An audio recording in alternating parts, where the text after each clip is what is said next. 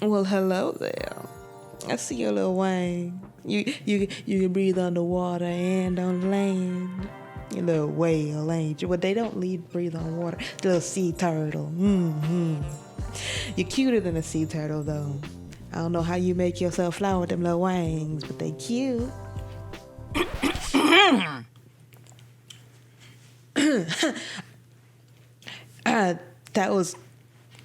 That was nothing.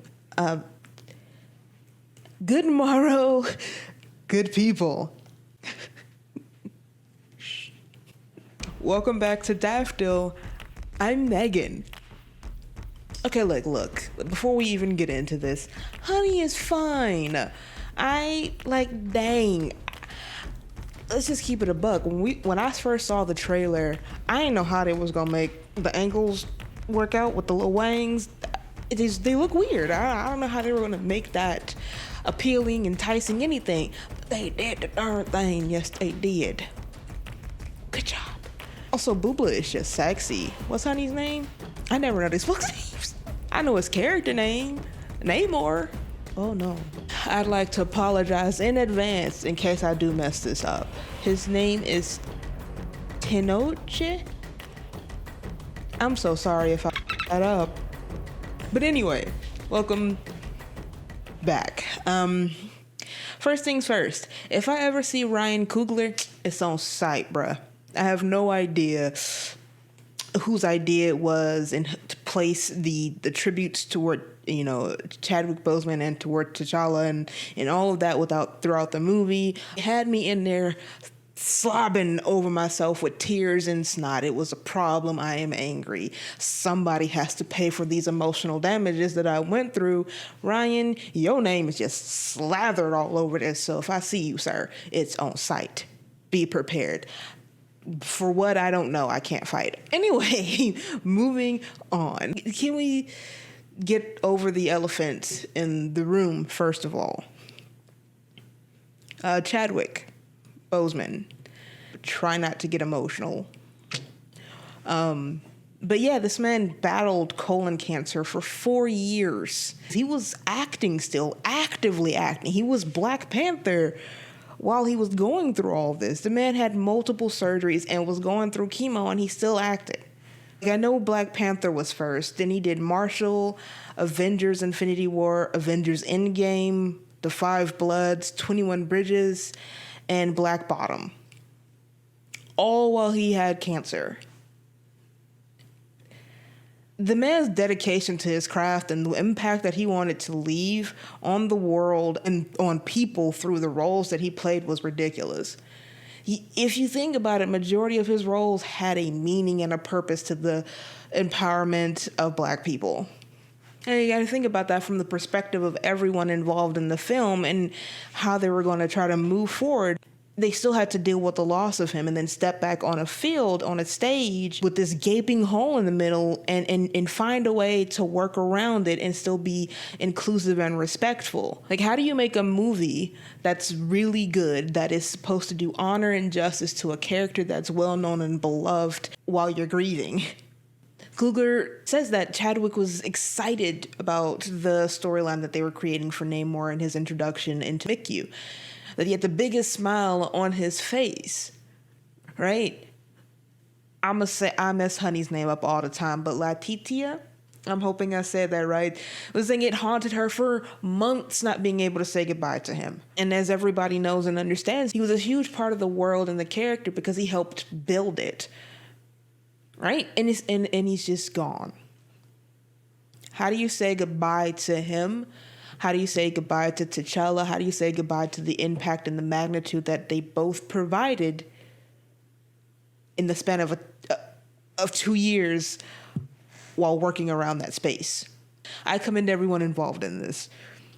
I don't have a whole lot of experience with grief and loss, but when I have the one, my dad passed away, I was 100% like, don't talk to me. Get away from me. I don't want to do nothing. Honestly, involving him or you. I just want to go over here and be by myself and deal with this.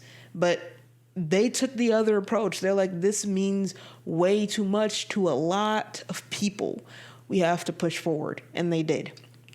So regardless of what you thought about the film as a whole, whatever you thought about how well it was done, how long it was, the action, the money spent, whatever you think about the movie, at least give commend and respect to them for pushing forward through their pain, through their grief, to give us Black Panther again. And still, it was the number one grossing movie for its opening weekend, but it was the second highest grossing movie, I believe, for all of 2022, only being beat out by Top Gun Maverick. And we all know what a crazy crapshoot that was. It just popped up out of nowhere and blew everyone away. Going back to them ensuring that they really did give a send-off for Chadwick and a send-off for T'Challa, the whole movie was a grieving message.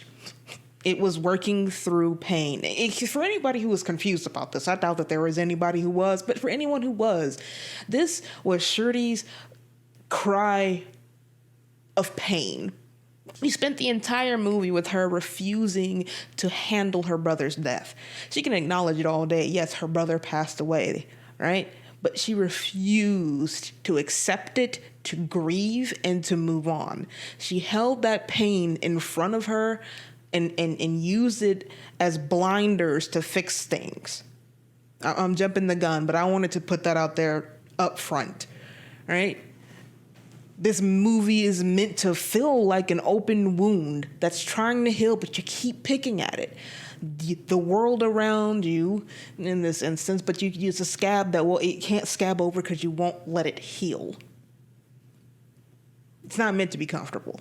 Let's get into this. We all knew what we were walking into with this movie. When we bought the tickets, when we drove to the theater, when we walked in and sat our happy behinds, well, I don't know if we were so happy, in those seats in preparation to watch this movie, we knew what we were coming for, right? And even still, it slapped us like a ton of bricks. I say us because I know good and darn well, based on the people around me, we were all affected. The title credit was beautiful and haunting. It was just straight silence. Even usually when they use silence, there's at least still the sound of the pages flipping and whatnot, but it was complete silence. The logo starts off flat as it always does, and you zoom in, and usually you see scenes from other movies or scenes from the comic books, and all you had was T'Challa and Chadwick. And it was just straight silent. It was haunting. Then it lifts up and it does the Marvel thing in purple. And there are people around, and it just continues in silence, and it says 1 year later. And I'm just like, okay. Like, I feel it again, that feeling in the pit of my stomach that was like, God, why? And the funeral scene was beautiful. It was shown in the trailer. It was almost identical to the trailer, just extended within the movie, because if they gave us the entire funeral scene, it would have been the trailer. But it was a send-off. It was beautifully done. I'm moving on, okay? I feel like we've all been hurt enough without getting in my feels, because I feel like I'm about to start crying again. Thank you. I have a hard time saying thank you about things like that, but thank you. The respect and love that people felt for Chadwick was felt through this movie, through those scenes. And it hurts, but it was beautifully done. Moving on. So it goes on to say 1 year later, and then Queen Ramonda is being called to, I think, the UN or whatever in the world that place was. The big room with all the countries trying to convince her that she needs to share the vibranium, because otherwise they're building weapons of mass destruction. Child, please. And they're not off, because that is literally what Killmonger was doing in the first one. But, he did not speak for all of Wakanda. He spoke for part of Wakanda and a handful of douchebags who were tired of people, being bigger douchebags. The world is a beautiful place. Anyway, So she's in here and she's listening to all of their complaints about why they don't have the right to hold vibranium, how it's, it's not cooperative to the global peace. They use some other words and terminology. I don't know them. I do not care. And she's just sitting there. She's just sitting there like a boss. Can we talk about the fact that Angela Bassett ages? Obviously, she's aging. You can tell, but she's doing that wonderfully. She's got muscles on muscles. Like, she's sitting there swole. I'm like, y'all sure y'all want to keep playing this game with her? She's looking at you like, I will slap every last one of you. You seem to forgot who birthed T'Challa.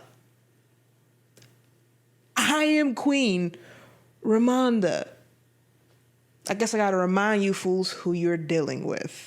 And she snaps, right?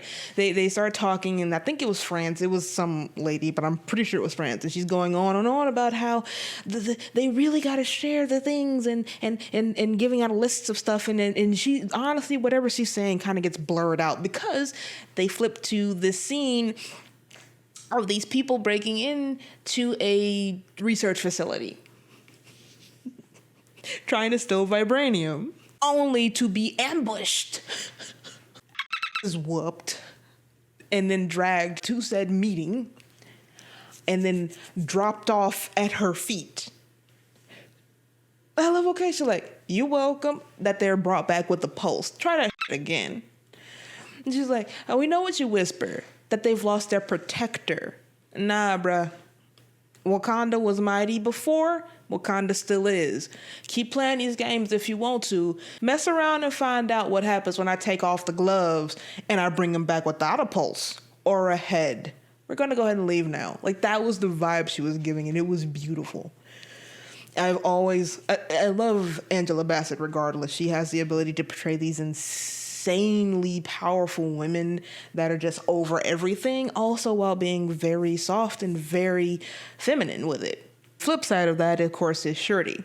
She's been locked in her lab for the past, they didn't say exactly, but I'm going to assume at least 11 months and 15 days.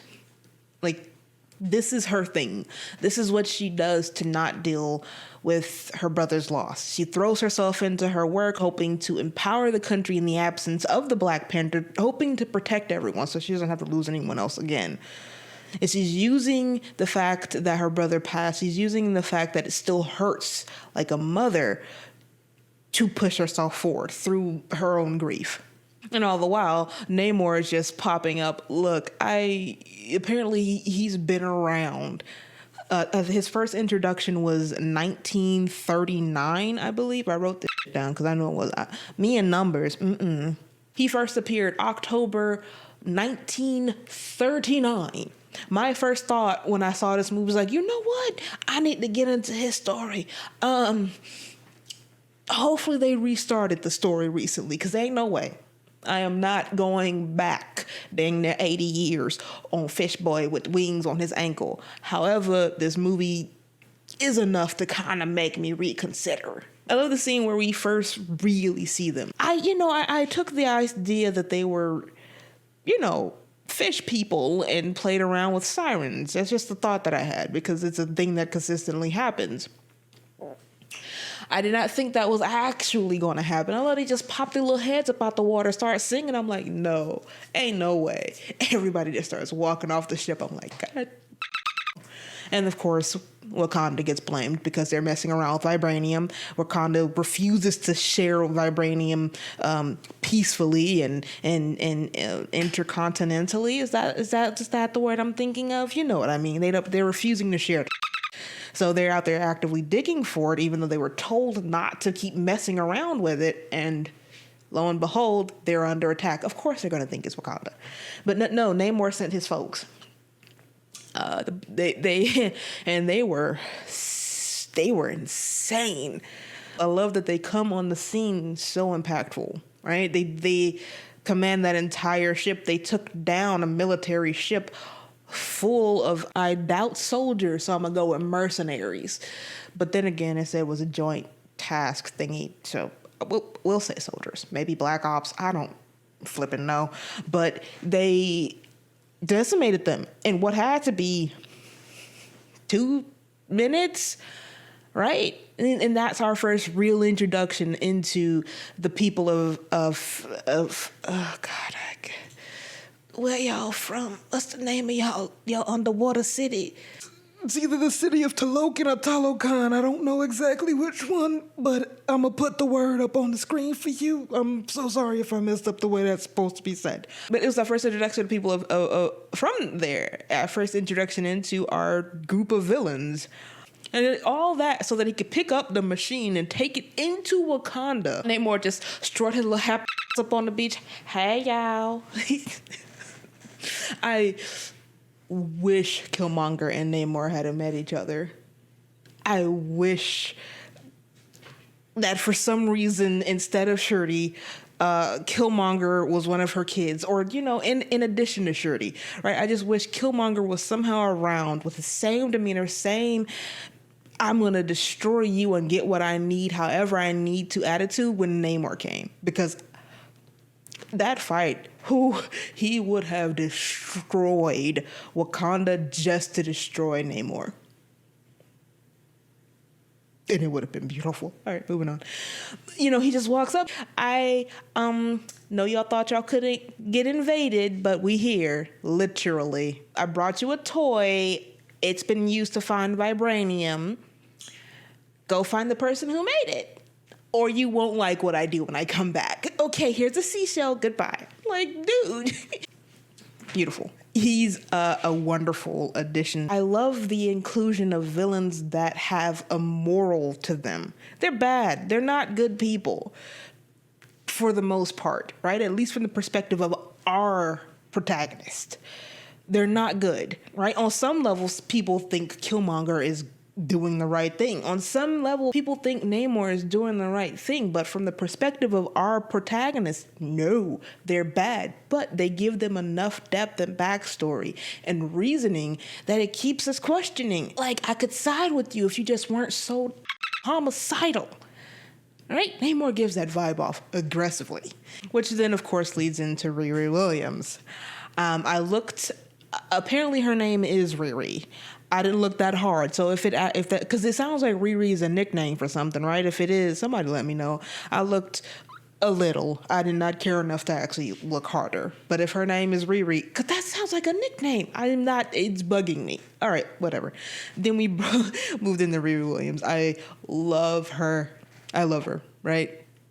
I'm not entirely sure where she's supposed to be from. I think Chicago. Don't hurt me, people of Chicago and or Detroit. It's one of them. It's Detroit, it's Chicago. I don't know my geography. She's from Chirac. Okay. Her first introduction into her is where she's out here hustling, and I love that. That's her thing, which makes sense because when you see that she built an Iron Man suit, it's from scraps. But honey went around in a hoodie like, I need that. Screw some together, I can fly. But her character is wonderful. I love the comedic timing and factor of her, right? Because it fits so aggressively well with Okoye. I love that she was going to run away. Like, let me go use the bathroom. No one believes that. Okoye's in there like, we got to go. You coming with us? Or do I got to knock you out? You've got two options, conscious or unconscious. Which one do you prefer? I don't mind either. She picks up a heater like, I love you. Like, I will destroy you with this heater. I'm lying, but I will try. Don't come for me. And then, of course, Okoye versus, I call them Namor's goons because I don't know their names and I'm not going to look them up. But considering how strong they are, because they all had some version of their own type of herb, right? Their herb that grew from vibranium. She did well. She held her own against them, even though there was no reason that she should have survived. To be fair, they didn't kill her. If he wanted to kill her, he would have killed her. But he liked fighting her. He liked fighting her as a warrior. And she got her whooped, which led to honestly one of the baddest scenes in the movie to me. Again, Angela Bassett is a treasure trove when it comes to her acting ability.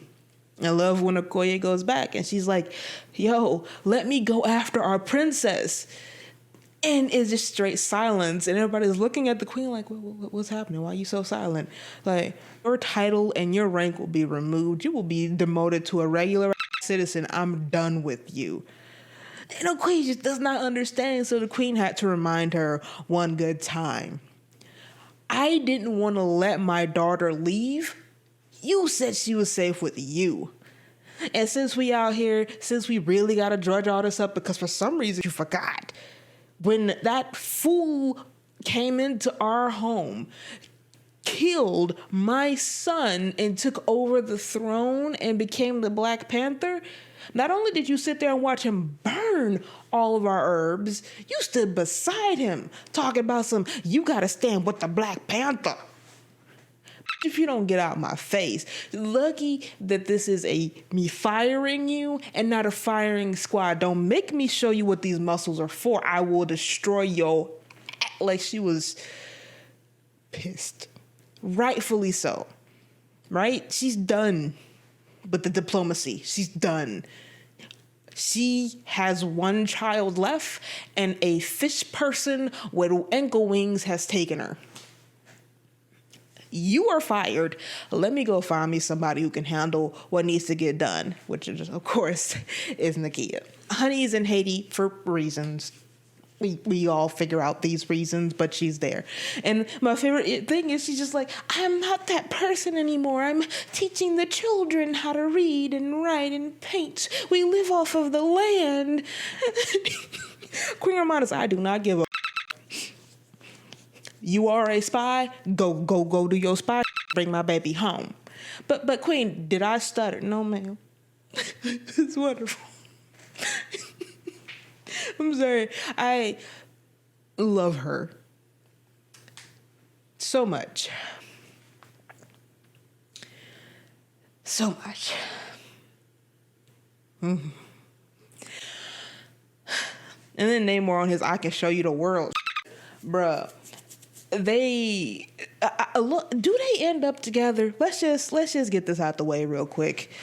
Do Namor, who's like 1,500 years old, so let's just not even get into that, and Shuri get together?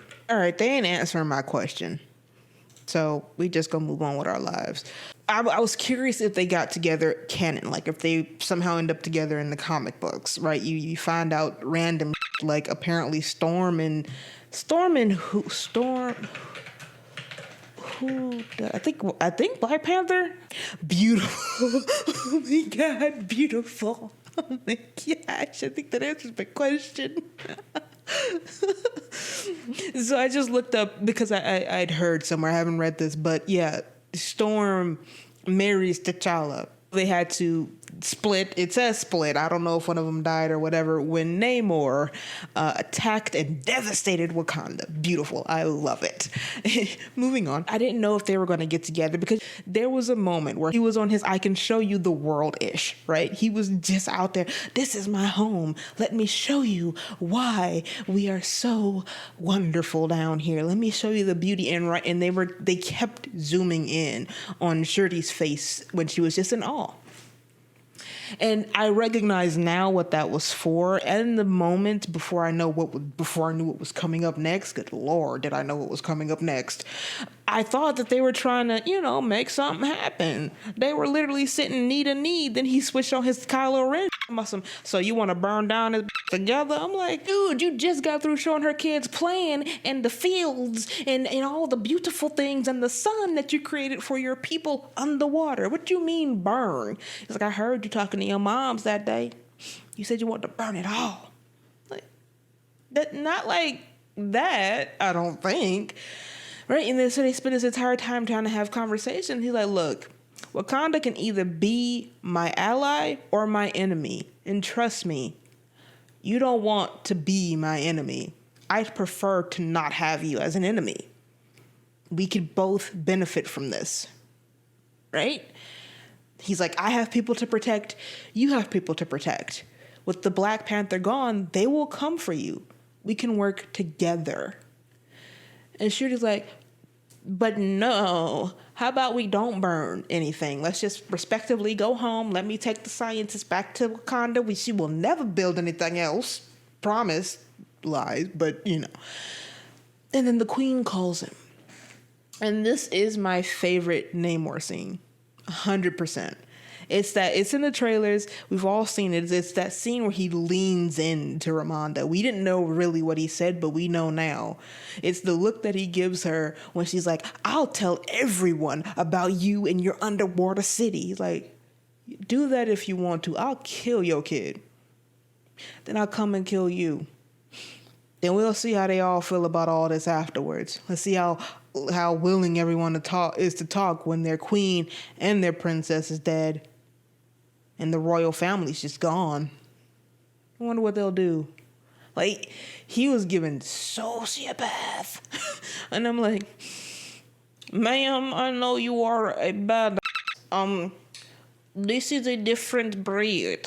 Literally, but this is a different breed. Maybe, you know, of course, it was all just so that Nakia could go in there and get them. And, of course, all hell broke loose because she killed someone. The Queen gets Shuri back. The happiness is short-lived. Shuri tries to tell them, hey, we need to get moving. Young homie's coming. And he's not happy. You killed someone. They are built different. M'Baku is just like, I am not worried. Let him come. I don't know what accent that is, but... And these next few scenes are ridiculous. They destroy the Capitol. Like, there's just people dying. Like, there's just kids floating, and I'm like, oh, this is getting graphic. This is getting bad. I did not know how bad. Because I knew it. I just thought there was no way that they were going to do that. But they did it. They did it. They killed the Queen. During the scene where they were drowning, it was her and Riri, and they weren't going to kill Riri. She's Ironheart. They're setting up for their Young Avengers, right? They weren't going to kill her. And so that led me to believe, while I was thinking realistically, they're going to kill someone. The only other person, there's no way they're taking her mother away too. And they did. And that scene was horrible and beautiful at the same time. When I say beautiful, it was haunting, right? They framed it so well. The music was done right. The scene itself was done right. The fact that Okoye was calling her mom. I think she was calling her mama or mother, one or the other, but she was calling her that while she was doing chest compressions, trying her darndest to get her to breathe again. And everybody's holding Shuri back, and then it just flips to her again in her funeral wardrobe. I'm like, God, is it not enough? Like, I feel bad for Shuri to begin with, but this is excessive now. But it was on purpose. Shuri had to activate. She was there. She was halfway there. That moment where she told her mother that she wanted to burn the world. She was there. I can't speak for anyone else, but I know that when my dad passed away, we were at the funeral, and there were all these people who kept showing up that they were talking about that they went to high school with them. I'm like, we've struggled a lot in our lives. I ain't never seen you. The you doing here? I was angry. I didn't want to talk to nobody. In fact, I'm like, why are all you I've never seen in my life sitting in this room talking to me about my dad when I've never seen you? I was on 10. I didn't want to burn the world, but I was livid. She wanted to burn the world because she was in so much pain. This had to happen for that pain to come out. For her to stop being in her lab trying to build I'm about to say a mushroom, trying to build an herb, which thankfully, Namor gave her a bracelet. She was able to synthesize some stuff off of a vibranium plant and make things happen. This is... I'm sorry, I'm good. She takes the herb and she goes to the celestial plane or whatever it is that they call it. My brain went straight to Inuyasha, so I might be saying that wrong. They go there, and we're all thinking that she's going to see her mom, right? Or in the very least, I thought that maybe they would have like a silhouette of T'Challa, because don't put him in the movie. Like, don't CGI him in. Don't do that. But they, like an outlet or a silhouette or something, that she could see him, and then, I don't know, maybe she'd see her mother instead or something. But, she turns and she sees the chair, and she sees what kind of looks like her mother's like headdress or crown. I'm not sure if that was her crown. And we're all like, okay, well, there she is. But before she turned that corner, I had a thought, like, why go through all this? If it was her mother, just show her. There's no reason to have her posted up on a throne. I mean, on a chair that you can't see her, right? When T'Challa went there and he saw his dad. He didn't have to go searching for him behind buildings. So I'm like, why would they do that? Because it wasn't her mother. Killmonger was in the seat. I was like, go off. Holy they did not do that. I'm okay. I promise you I am. But in that moment, I was not. I was like, me along with everyone in that theater was like, go off. Yes. Because, yes, she's grieving. She's in pain. She's pissed. She wouldn't see her mother. She would see Killmonger. He's the epitome of burn the world to get what I want. And they beautifully did that. I'm like, go off. She's like, no, why would they do this? He like, they ain't did cousin. Hey, cousin. Oh my God. They ain't did nothing. Ain't you angry? You called me up. And then the palace or the I don't, whatever you want to call it, starts to burn around her as she's getting angry, because he's like, are you going to handle business, or are you going to be about that peaceful like your brother? Like, I'm like, gold, man. And then he proceeds to talk her dad, because of course he is. He hates the man, reasonably so. Everything that he became is because of that man. Right? And then it was beautiful, right? She woke up talking about why would they abandon me? Baby girl, they did not abandon you. You saw who you wanted and needed to see. And then from there was a snowball effect of beauty.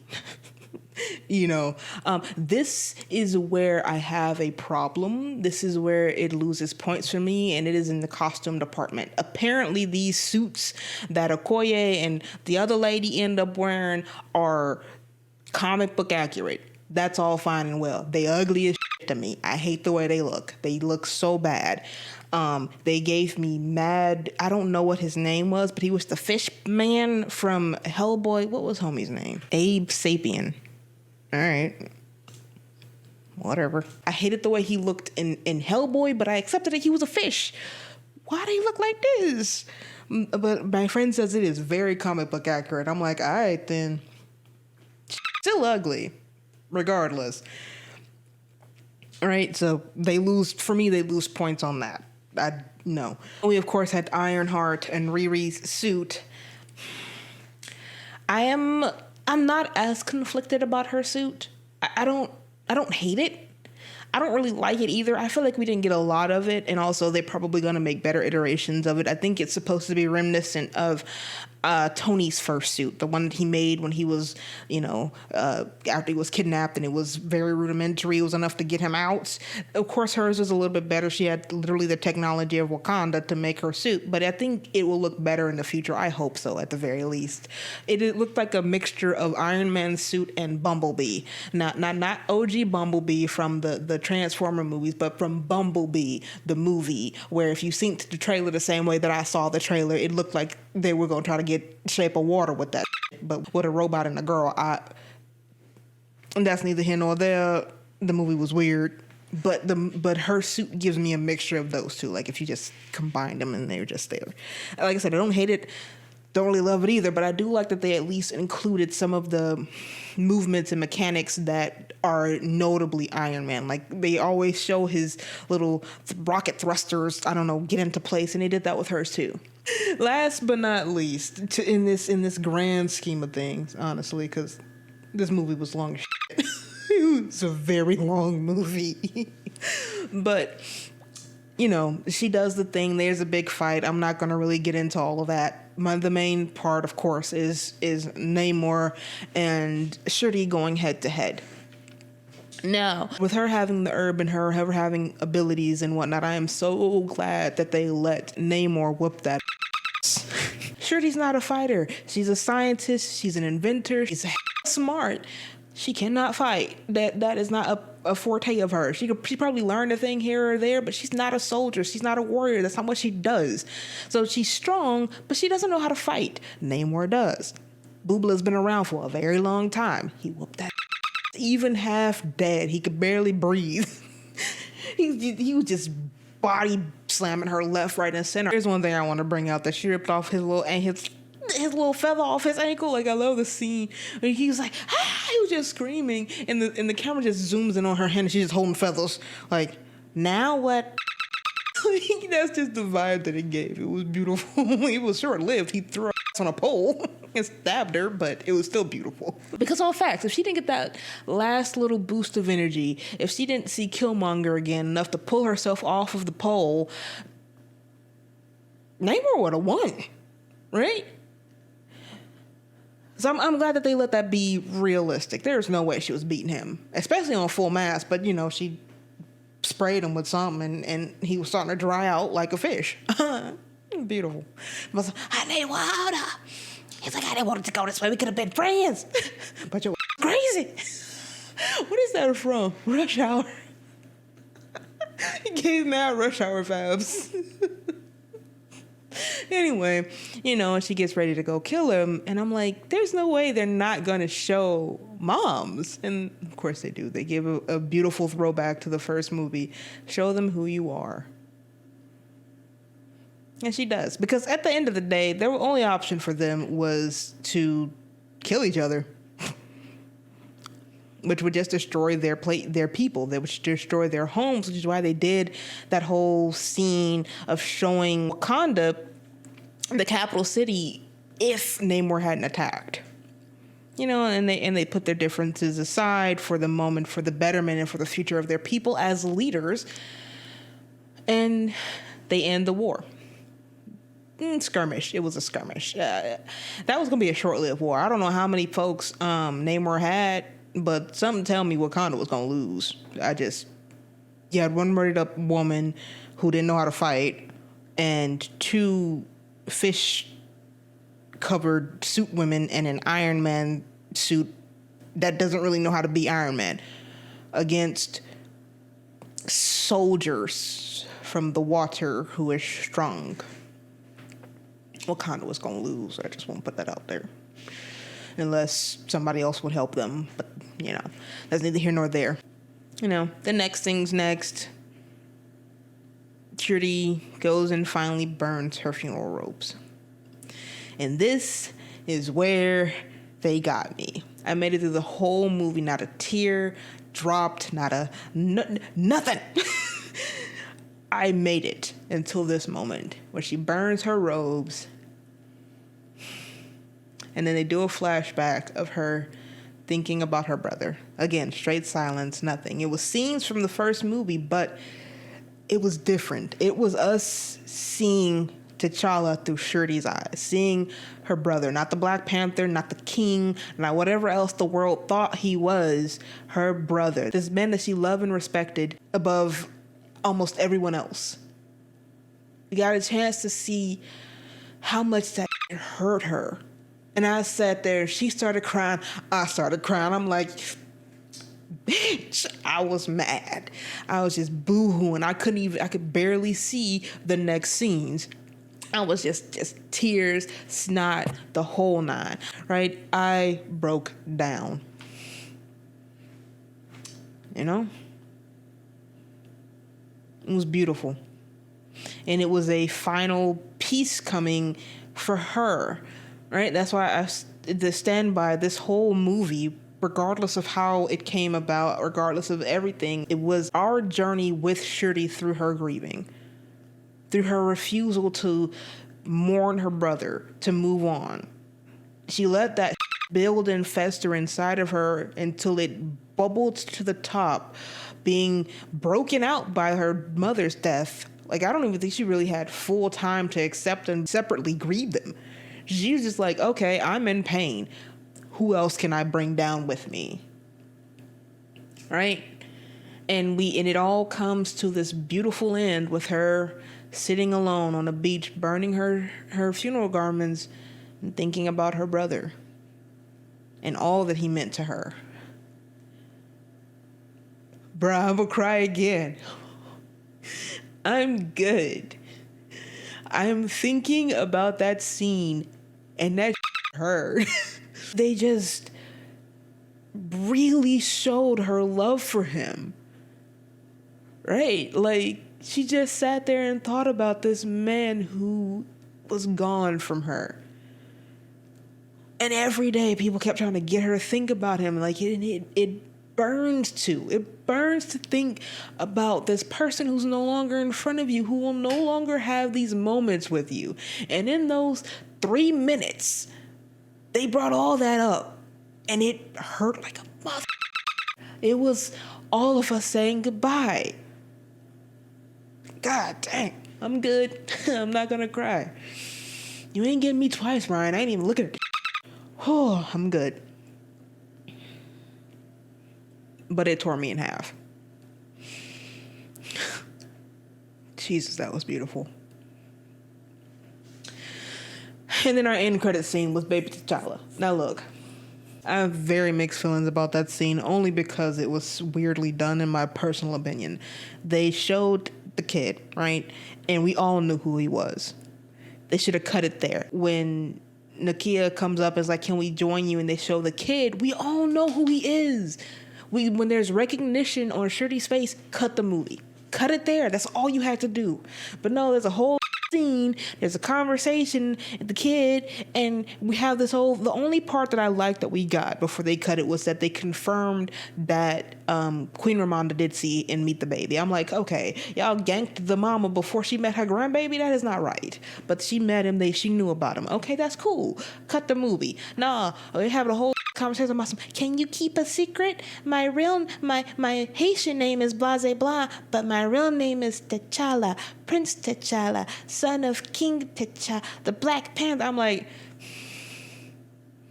I know this. We all know this. Why are you telling me this? Stop it. I understand. All right. I really, really do get a lot of the confusion. That's my same confusion and confliction with this movie. It was weird. The pacing of it was just weird. You had these moments of high action, followed by insane lull, followed by high action, followed by insane lull, and you start to realize, how long have I been sitting in this seat? 2 hours and 40 minutes. That's how long. It was long as shit. But even in the fact that the pacing was a bit off and it just was a bit peculiar, I still loved it. That fits in basically with the scores for Rotten Tomato. Critic score is at a solid 84, which it is fresh, and the audience score is at 95, right? A lot of what the critics had to say was based around the fact that the movie was kind of boring in the middle, that it was very long, that outside of the moments where they gave homage to Chadwick, to T'Challa, where we had a chance to grieve, that it was just a little lackluster. And if I'm thinking back to the first movie, which had a 96 critic score and a 79 audience score, I believe those are sort of what people were saying back then too. And that's because Ryan is setting a precedence for how he wants to make his movies. He is not making superhero movies. He's making movies that just happen to be about superhuman people. He's trying to show you the world. He's trying to introduce a culture to you, the people around that culture, and how impactful and how interwoven they all are. This one, they spent a whole lot of time introducing you to this entire new group of people, their culture, their heritage, their history, and their pain, and why they're so hell-bent on protecting their families and their world. And that takes time. And you can't action that. You got to give it what you got to give it, and there's a lull. There's hardcore lull. They did the same thing in the first Black Panther movie. We still learned things, but we had Killmonger throughout it to bring in that action, to be that constant villain, right? Namor spend a decent amount of time explaining why, even though, yes, he's the villain again from our protagonist's eyes, he's really not. All he wants to do is protect his people. He's seen what the top world is. He ain't got time for that. He's built a utopia for his people. He's gonna protect them one way or another. It took time. It was a necessity. And I accept it for building for whatever the next portions are that's coming, but it's good.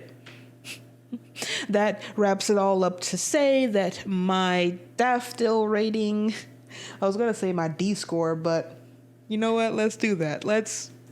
It sounds peculiar, but we're doing that. My D score, my D score for this movie would have been 100. In fact, it would have been. I loved it. Jeez Louise, did I love it. It would have been 100. But I have issues with the costume and some of the ridiculous scenes that were just overly done. I didn't really bring this up earlier, but they did a little too much work with Riri and Shuri to try to make them be best friends. They were already there. Cut the dialogue. If Shuri says yo one more time, I swear, my God, that was ridiculous. So it's a solid 98 for me. My D score for the day, 98. Next up, the whole Ezra Miller crisis and Elliot Page possibly taking over the throne. That's Barry Allen. As always, thanks for hanging out with me. Talk to me in the comments below, and I'll see you guys in the next one. Ciao.